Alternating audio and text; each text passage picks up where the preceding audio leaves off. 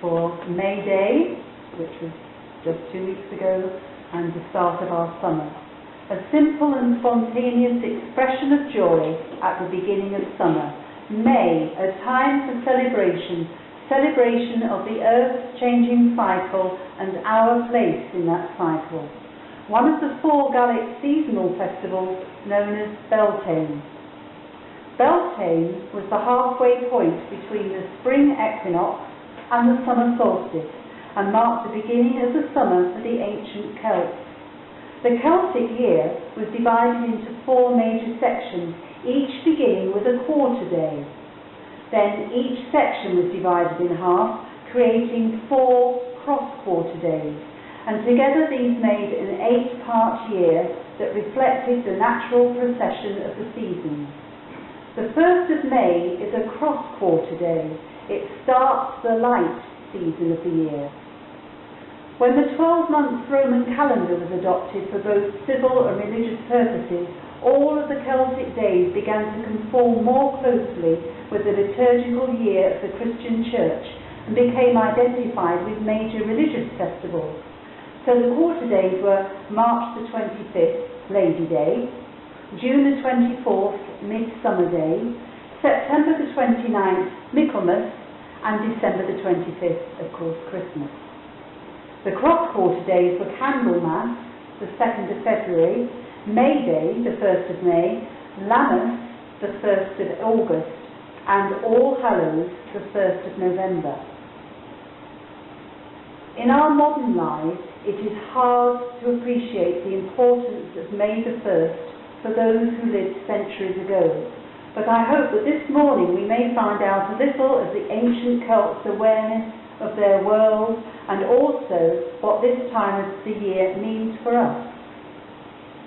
Just as today farmers and those working on the land may have their annual growing plans wrecked by bad weather, causing hardship for the farmer, and increased prices in the shops, so early people's lives depended on the annual growing of crops and livestock, a life dedicated to the land. Bad weather could mean death for a community. Communities relied on successful crop growing and good grazing for their animals, anticipating a harvest to sustain them through the dark, cold months of the winter. The seasons, the patterns and rhythms of the earth ruled the Celtic lives.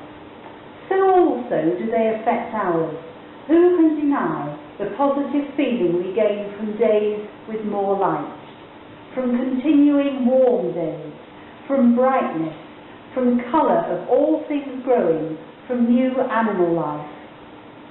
Beltane was a celebration of all this and an anticipation of fruitful months to come. Beltane is a Celtic word which means fire of Baal. Baal was a Celtic deity and Tane means fire. A fire festival that celebrated the coming of summer and the fertility of the coming year. In springtime, at the beginning of the farming calendar, everyone would be hoping for a fruitful year for their families and fields, and communities would come together to celebrate the return of the summer, the return of the fertility of the land. Rituals were performed to protect the cattle, crops and people, and to encourage growth. One of the most important rituals which survives today in modern Beltane festivals concerns the lighting of the Beltane bonfire. Fire is still the most important element of most Beltane celebrations, and there are many traditions associated with it. It is seen to have purifying qualities which cleanse and revitalise. People leap over the Beltane fire to bring fortune and fertility of mind, body and spirit, hope and happiness through the coming year. Farmers would also have driven their cattle between bonfires to cleanse and protect them before being put out to summer pasture into the fields. The properties of the flame and the smoke were seen to ensure the fertility of the herd. In ancient communities, all hearth fires would have been extinguished and a new need fire, that's NEID, lit, which would have been used to relight people's hearths in their own homes. And from this, the community was connected to each other by the sacred fire, which was central to all. These gatherings would be accompanied by a feast, doors, windows, byres, and the castles themselves would be decorated. Beltane rituals would often include courting. For example, young men and women collected blossoms in the woods, seeking the green man, as described in this extract from the Morte Darthur by Sir Thomas Malory. The month of May was come, when every lusty heart beginneth to blossom, and to bring forth fruit. For like as herbs and trees bring forth fruit and flourish in May, in likewise every lusty heart that is in any manner a lover springeth and flourisheth in lusty deeds.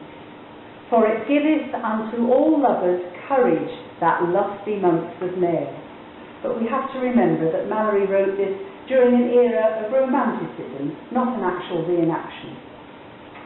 Couples spent the night in the woods and fields, made love, and brought back armfuls of the first May or hawthorn blossoms to decorate their homes and barns.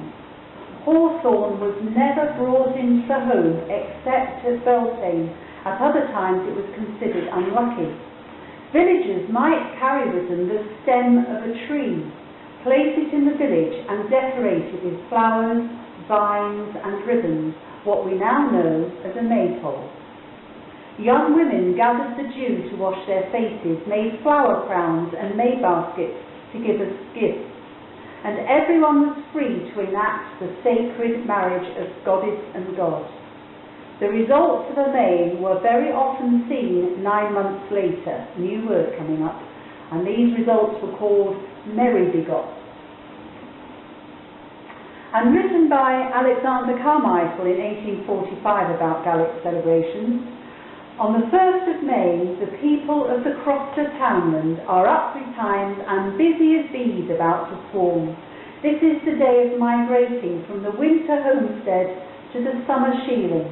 The summer of their joy is come, the summer of the shieling, the song, the pipe and the dance, when the people ascend the hill to the clustered bothies, overlooking the distant sea from among the fronded ferns and fragrant heather, where neighbour meets neighbour and lover meets lover.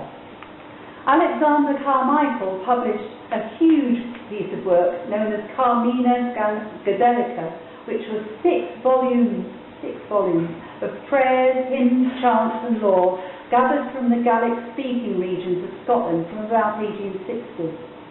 He included this prayer, which I like very much, which he found was being chanted daily by an old Highland Scotsman. Can you just imagine him? Glory to thee, thou glorious sun. Glory to thee, thou sun, face of the God of life. In the Beltane festivals, the May Queen and the Green Man, stripped of his winter guise, lead this Beltane festival of fertility. And today we might see this as the fertility of our personal creativity, our need for active and creative lives. We need fertile minds to illuminate our work, our relationships, our interests, and our spiritual experience. The maypole is a popular and familiar image of May Day in Beltane. A pole, often made from birch, inserted into the earth, represents the potency of the gods. The ring of flowers at the top of the maypole represents the fertile goddess. Its many-coloured ribbons and the ensuing weaving dance symbolises the spiral of life and the union of the goddess and god. Now, in my working life as a teacher and head teacher, did I talk with my classes of children about the phallic significance of the maypole when we danced around it each year? No, I didn't. But there was joy in the dancing and in the sunshine and in the colour of the blossom and the flowers around. A wealth of poetry and writings through the 14th to 17th centuries describe the May Day celebrations.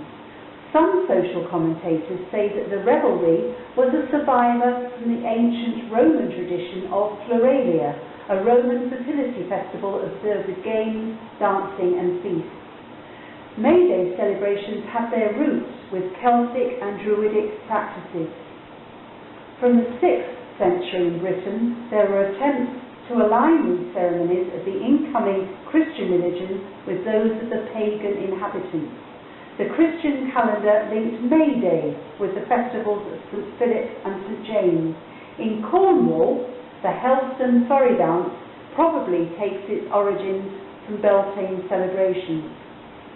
Most authorities maintain that the name Surrey comes from the Celtic word Sur, S-E-U-R, which signifies a festival.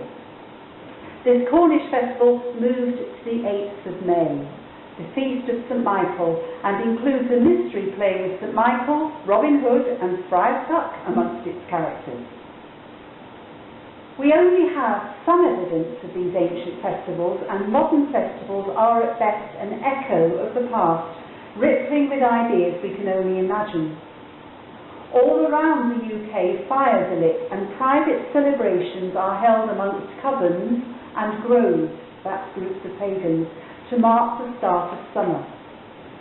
The largest Beltane celebration in the UK is held in Edinburgh. It is a reimagining of this ancient Celtic festival and takes place each year in Edinburgh on the 30th of April.